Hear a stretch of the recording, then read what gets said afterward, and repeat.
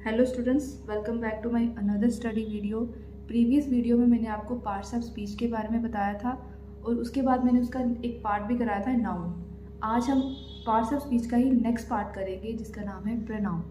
तो प्रोनाउन के बारे में भी आपने बहुत बार पढ़ा होगा, जो हम नाउन की जगह यूज़ किया करते हैं। किसी सेंटेंस में जो भी नाउन होता है उसकी जगह हम जो वर्ड यूज़ करते हैं उसे हम प्रोनाउन कहते हैं। जैसे I, we, you, they, myself, himself, ये सब। तो प्रोनाउन को हम नाउन का सब्स्टिट्यूट भी कहते हैं। अब जैसे हमारे पास सेंटेंस है, Vrinda is a beautiful girl, Vrinda lives with her parents, Vrinda reads in 7th standard. तो सेंटेंस में वृंदा वृंदा बार बार यूज़ हो रहा है, तो ये वर्ड बार बार यूज़ ना हो, इसकी रिपीटिशन को अवॉइड करने के लिए हम प्रोनाउन का यूज़ करते हैं। जैसे अगर हम प्रोनाउन का यूज़ करेंगे तो वो सेंटेंस हमारा कुछ इस तरह से होगा, Vrinda is a beautiful girl, she lives with her parents, she reads in 7th class. तो ये जो हमारा शी यूज़ हुआ है, इस वृंदा जो कि नाउन थी हमारी, इसकी जगह यही हमारा प्रोनाउन होता है। उसके बाद हम देखते हैं जो हमारे प्रोनाउन होते हैं। प्रोनाउन बेसिकली सेंटेंस की ब्यूटी को बनाए रखने के लिए यूज़ किया जाता है। रिपीटेशन से एक सेंटेंस जो होता है हमारा ऑकवर्ड लगने लगता है, मतलब बार बार अगर नाउन ही हम यूज़ करते रहेंगे तो हमारा जो सेंटेंस होता है वो थोड़ा ऑकवर्ड सा लगता है या उसकी ब्यूटी ख़त्म हो जाती है। उस ब्यूटी को बनाए रखने के लिए हम प्रोनाउन का यूज़ करते हैं। तो यही हमारे प्रोनाउन होते हैं।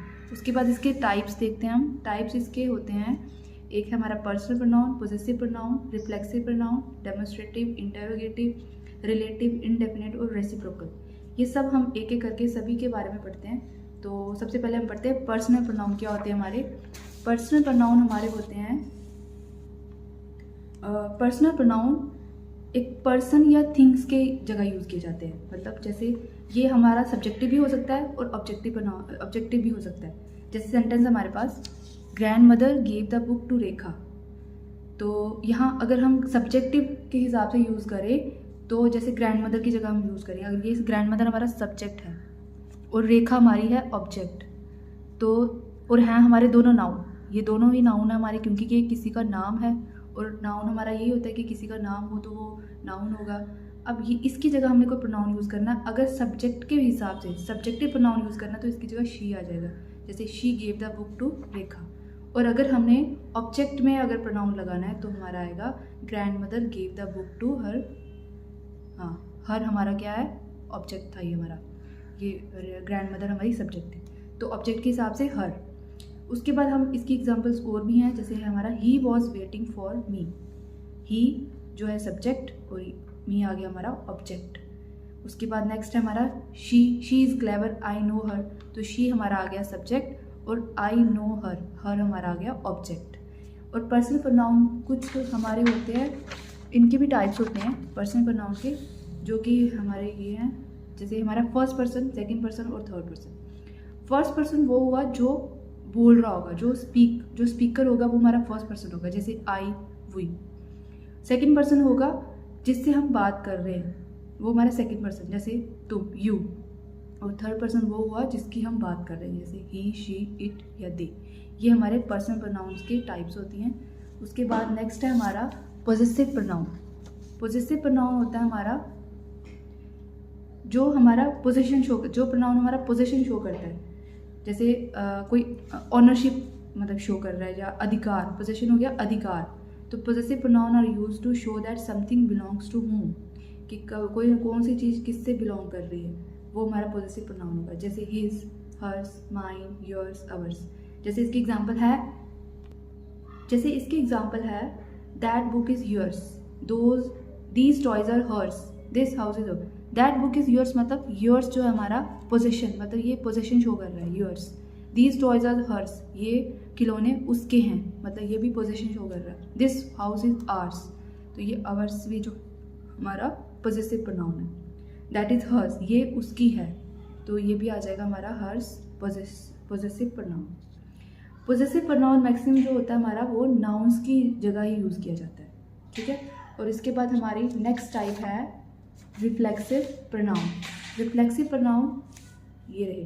रिफ्लेक्सिव प्रोनाउन हमारे सब्जेक्ट और ऑब्जेक्ट, सेंटेंस में जो भी सब्जेक्ट और ऑब्जेक्ट होगा उसके लिए यूज़ किया जाता है।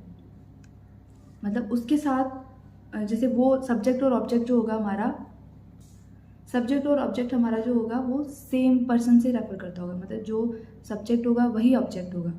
और जैसे एग्जांपल से आपको समझ आएगा अच्छे से।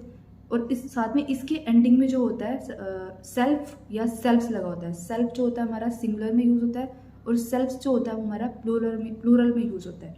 जैसे myself, yourself, ourselves, herself. अब एग्जाम्पल है इसकी, Rekha cooked a meal for herself, मतलब रेखा जो है, रेखा तो सब्जेक्ट आ गया हमारा।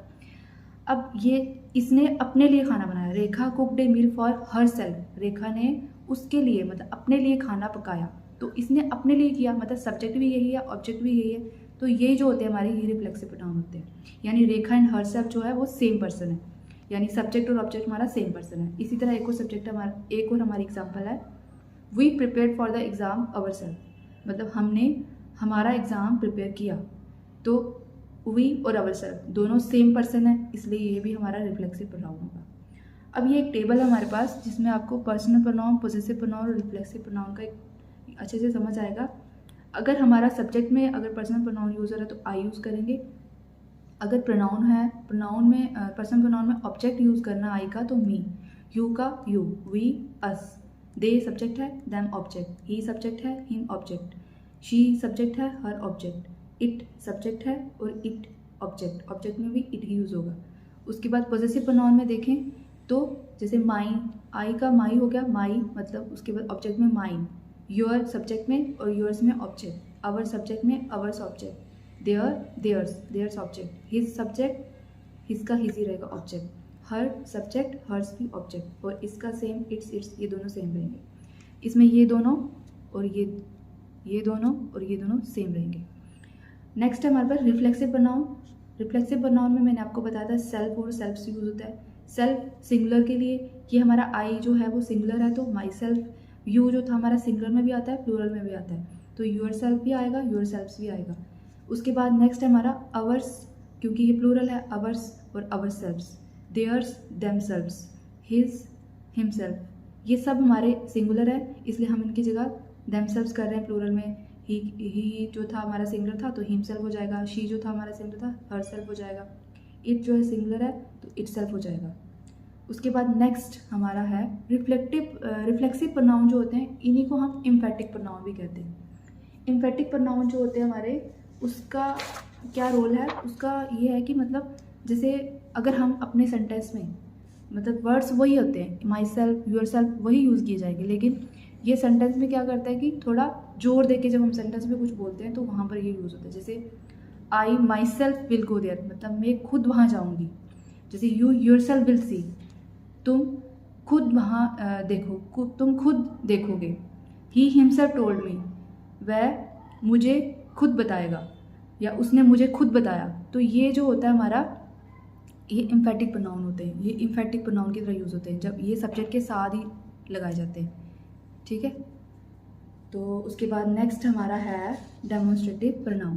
डेमोन्स्ट्रेटिव प्रोनाउन होता है कि कुछ मतलब ऑब्जेक्ट जब हमको डिस्क्राइब करने, जैसे डिस्क्राइब करने की कोशिश करते हैं। डेमोन्स्ट्रेटिव प्रोनाउन वो होते हैं, वो उन ऑब्जेक्ट्स को इंडिकेट करते हैं जब हमें कुछ डिस्क्राइब कर रहा होता है या फिर कुछ ऑब्जेक्ट कितना दूर है, स्पेसिफिक उसके बारे में, डिस्टेंस कितना दूर है, कितना पास है, उसके बारे में जब हमें बता रहा होता है तो वो हमारा होता है डेमोन्स्ट्रेटिव प्रोनाउन। जैसे मतलब हैव यू सीन दिस, ये देख लो पहले। सिंगुलर के लिए अगर कोई चीज़ दूर पास में है तो दिस, और अगर सिंगुलर के लिए ही अगर कोई चीज़ दूर है तो दैट। प्लूरल में अगर कोई चीज़ दूर है तो दोस, पास है तो दीज। दीज का दीज हो गया प्लूरल, दैट का दोज हो गया। तो एग्जाम्पल से देखो, हैव यू सीन दिस मतलब कि वो चीज़ पास में हुई होगी तभी बोल रहा है क्या तुमने ये देखा।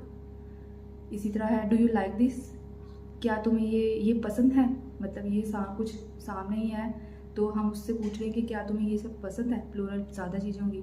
Those were nice, those were nice मतलब कोई वो किसी की बात कर रहा है तो उसको बता रहा है कि वो अच्छा है, अच्छे हैं वो, मतलब ये ज़्यादा है।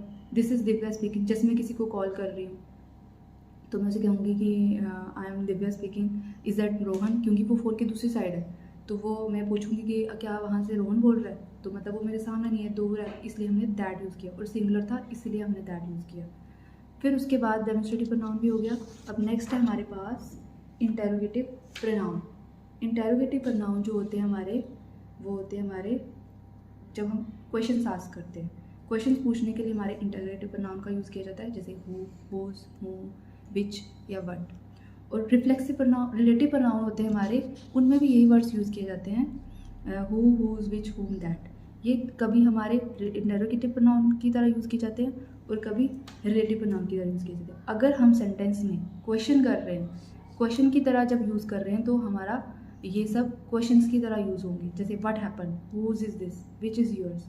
और अगर हम सेंटेंस को कनेक्ट कर रहे हैं, जैसे अगर ज्वाइन कर रहे हैं या किसी सेंटेंस को या क्लॉज को ज्वाइन कर रहे हैं, तो उस टाइम जो प्रोनाउन यूज़ होगा वो हमारा रिलेटिव प्रोनाउन होगा। तो ये हमारा रिलेटिव प्रोनाउन की तरह यूज़ किया जाएगा। जैसे this is a book which I bought, मतलब ये बुक, ये एक सेंटेंस आ गया, एक क्लॉज आ गया और ये एक क्लॉज आ गया, बीच में ये कनेक्ट कर रहा है, इनको ज्वाइन कर रहा है, तो ये आ जाएगा हमारा रिलेटिव प्रोनाउन, यानी कि ये हमारा रिलेटिव प्रोनाउन की तरह यूज़ हो रहा है। The man whose shirt is blue is my brother, तो ये भी हमारे क्लॉज को कनेक्ट कर रहा है, इसलिए यहाँ पर ये रिलेटिव प्रोनाउन की तरह यूज़ किया जा रहा है और यहाँ पर हमारा क्वेश्चन की तरह यूज़ किया जा रहा था।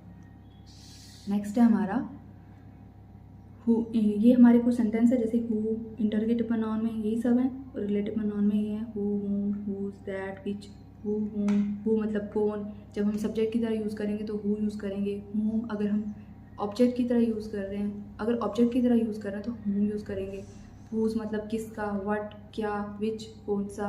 और हु का होता है जो, जिसने, हूम जिसे, हुज जिसका, दैट जो, विच आ गया जो। ये भी आप अच्छे से रीड कर लेना इनकी मीनिंग। उसके बाद नेक्स्ट है हमारा इंडेफिनिट प्रोनाउन। इंडेफिनिट प्रोनाउन में होगा हमारा, इंडेफिनिट प्रोनाउन वो होते हैं जो पर्सन या थिंग, मतलब जिस पर्सन या चीज़ को हम जानते नहीं हैं, उसके बारे में हमें अच्छे से पता नहीं होगा, वहाँ पर जो प्रोनाउन यूज़ होंगे वो हमारे होंगे इंडेफिनिट प्रोनाउन। जैसे उनके लिए हम वर्ड्स कुछ यूज़ करते हैं, नन, ऑल, मैनी, फ्यू, सम, इस तरह के वर्ड्स हम इंडेफिनिट प्रोनाउन में यूज़ किया जाता है इनका। उसके बाद नेक्स्ट है हमारा, एग्जाम्पल में देख लो, जैसे है मैनी वर प्लेइंग, मतलब बहुत से खेल रहे थे, मतलब बहुत खेल रहे थे। अब हमें पता नहीं है कौन खेल रहा था कौन नहीं, तो बहुत सारे, इसलिए हमने वर्ड यूज कर लिया मैनी, तो ये हमारा इंडेफिनिट प्रोनाउन है। जैसे अब next, have you eaten anything, क्या तुमने कुछ खाया, मतलब मैंने बहुत कुछ साइड से रखा होगा किचन में, तो अब मैं किसी से पूछ नहीं हूँ कि क्या तुमने कुछ खाया, तो यहाँ पर एनीथिंग वर्ड यूज़ किया, मतलब मुझे मालूम नहीं है, तो इसलिए मैंने थिंग्स जो मालूम नहीं थी उसकी जगह मैंने एनीथिंग यूज़ कर लिया। इसी तरह नेक्स्ट है एवरीबॉडी इज़ रेडी, मतलब मुझे पता नहीं है कौन कौन, लेकिन मैंने सबके लिए यूज़ कर लिया एवरीबॉडी, एवरीबॉडी इज़ रेडी। ठीक है, तो अब लास्ट हमारा प्रोनाउन है रेसिप्रोकल प्रोनाउन। रेसिप्रोकल प्रोनाउन वो होता है जब हम दो या दो से ज़्यादा सब्जेक्ट्स जब सेम काम कर रहे होंगे, तब हमारा ये रेसिप्रोकल प्रोनाउन यूज़ होगा। जैसे एग्जांपल एक ले लो आप, कि ए जो है वो बी से खेल रहा है और बी जो है वो ए के साथ खेल रहा है, यानी कि ए और बी एक दूसरे के साथ खेल रहे हैं, मतलब सेम काम कर रहे हैं, इसलिए हमारा ये रेसिप्रोकल प्रोनाउन होगा। तो इसमें हम दो ही वर्ड्स का यूज़ करते हैं, ईच अदर और वन अनदर। और ये जो हमारा होता है यह हमेशा सिंगुलर सब्जेक्ट के साथ नहीं यूज़ होता। जब भी कभी एक से ज़्यादा सब्जेक्ट होंगे, दो से ज़्यादा मतलब प्लूरल में होंगे, तभी यूज़ होगा। उसके बाद अगर काम मतलब वो भी सेम होनी चाहिए, जो क्रिया वो कर रहे हैं वो भी सेम होनी चाहिए, ये दो पॉइंट्स भी याद रखना, उसके बाद ही आप रेसिप्रोकल प्रोनाउन का यूज़ करना। जैसे हमारे पास एग्जांपल है, Rohan and Mohan hate each other, मतलब वो दोनों ही काम एक दूसरे से सेम काम कर रहे हैं, इसलिए दो ही इंसान थे तो हमने ईच अदर का यूज़ किया।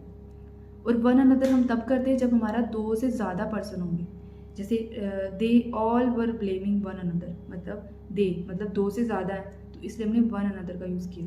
और राम एंड शालिनी दो थे, इसलिए हमने यहाँ पर ईच अदर का यूज़ किया। Ram and Shalini are talking to each other, मतलब कि ये दोनों एक दूसरे से बात कर रहे थे। ठीक है, तो बस अब हमारा प्रोनाउन ख़त्म हो गया। इसके बाद मैं आपको कुछ एक्सरसाइज दे रही हूँ, तो वो एक्सरसाइज आप सॉल्व करना और मुझे नेक्स्ट वीडियो में इसके आंसर्स देकर सेंड करना।